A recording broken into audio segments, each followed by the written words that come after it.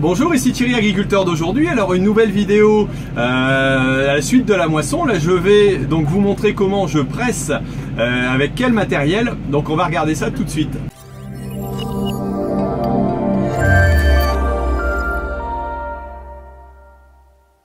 Voilà, alors donc j'ai mon équipement propre, c'est d'ailleurs quasiment le seul matériel que j'ai à moi, c'est-à-dire une presse donc à balle rectangulaire qui fait des ballots de 120 par 70.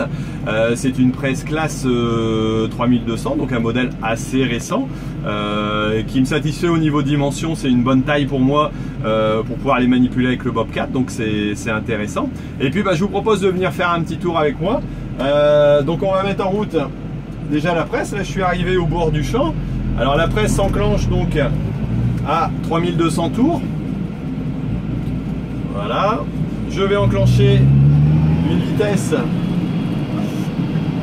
d'accélération définie et on part faire un petit tour. Voilà, alors ici vous pouvez voir, c'est assez sombre à l'extérieur. Le temps est vraiment pas beau. On a vraiment un temps qui est très grisâtre. On a eu quelques gouttes d'eau tout à l'heure aussi. Pour autant, au niveau humidité, il n'y a pas de souci. On va aller faire un petit tour dehors pour voir après. Mais j'ai fait des tests et mon indicateur intérieur me dit qu'au niveau humidité, il n'y a pas de souci. Là, par contre, je suis devant un gros andin de paille, donc je vais ralentir un petit peu.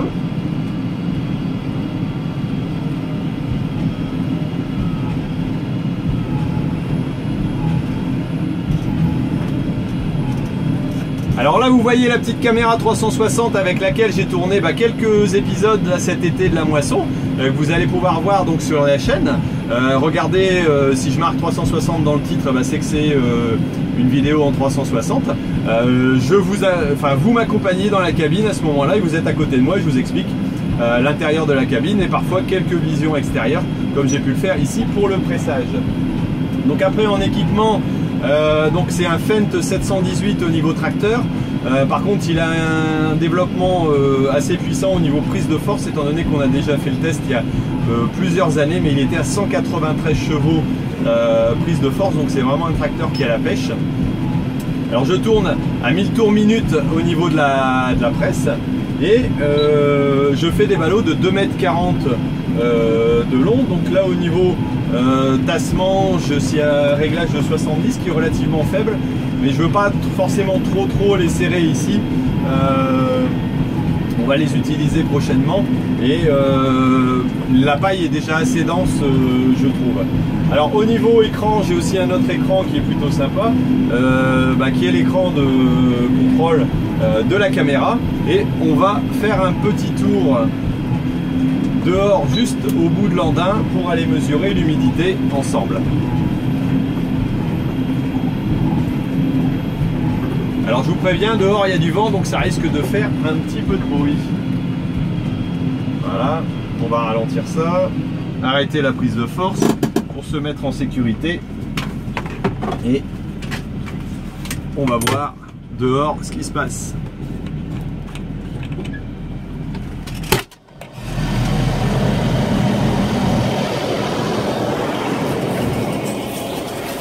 Alors voilà l'équipement donc qu'il y a derrière, le tracteur, la presse. Voilà un peu à quoi ressemblent les ballots. Ah, j'ai un problème. Voilà, ça va s'arranger. Voilà à quoi ressemblent les ballots. Alors on va prendre tout simplement un petit échantillon. Ah, il y a une goutte d'eau qui est en train de voler. Pas un échantillon, pardon.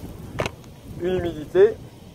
C'est parti, on va mesurer 12,8, donc pas de souci au niveau de l'humidité. On peut aller en principe jusqu'à 19 à peu près. Voilà, 12,8 aussi.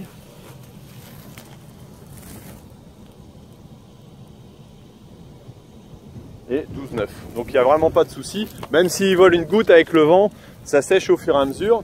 Et là au niveau serrage, on va voir un peu ce que ça donne. Voilà, je peux à peine passer une main en dessous, donc je suis bon au niveau serrage. Après ça risque d'être un peu trop fort. Bon, là il y a vraiment une goutte qui vole. On va rentrer, j'espère que je pourrai continuer, on va bien voir. Whoopé. Et en plein direction la cabine. Alors là je suis pas gâté parce que c'est vrai qu'on a du mal à faire notre boulot en ce moment, mais bon, allez, je vais essayer de continuer quand même. En attendant, de toute façon, je peux voir l'humidité qui arrive. Après, si c'est simplement une petite goutte qui passe au-dessus, ça va pas être gênant pour l'humidité globale du travail. Je remets en accéléré.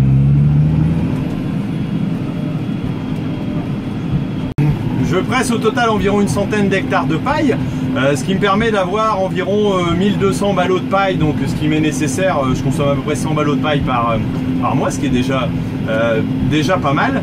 Et voilà, donc je trouve auprès des collègues éventuellement qui peuvent me laisser à disposition de la paille que je récupère, que je presse, que je remets dans un hangar de stockage pour les avoir pour l'hiver.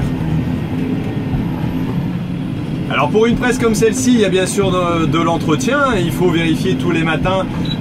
Donc il y a un graissage qui est réalisé automatiquement, il y a un système de graissage automatique sur la presse, et ça c'est vraiment pratique. Mais il y a d'autres points à vérifier, quelques points de graissage à faire manuellement. Et bien entendu, de temps en temps, un entretien plus costaud. Donc là j'envoie la concession éventuellement pour revoir les choses et puis pour pouvoir réparer. Bien entendu, il y a tout ce qui est fourniture en ficelle, et c'est vrai que c'est un engin qui est quand même relativement, j'allais dire, frayeux quelque part, et puis sensible aussi. Les noueurs, c'est vraiment quelque chose de très très sensible au niveau fonctionnement, quoi. Bon bah écoutez, on arrive à la fin de cette vidéo, alors j'espère que vous l'avez trouvée intéressante. Alors il y a aussi une vidéo en 360. Il y a aussi une vidéo qui a été tournée en 360, donc un peu sur le même thème, et là vous êtes mon passager et je vous explique aussi les différents écrans. Donc si ça vous intéresse, essayez de la regarder, c'est marqué 360 sur les vidéos. Et puis bah écoutez, en tout cas je vous dis merci d'avoir regardé cette vidéo. N'hésitez pas à mettre un j'aime si vous l'avez apprécié, de mettre un petit commentaire pour me dire ce que vous pensez de ma façon de travailler, de la presse, éventuellement vous, comment vous faites aussi, ça m'intéresse de le savoir. Et puis voilà, puis je vous dis à bientôt sur Agriculteur d'aujourd'hui. Surtout ne l'oubliez pas, l'agriculture mérite d'être expliquée. Allez, salut!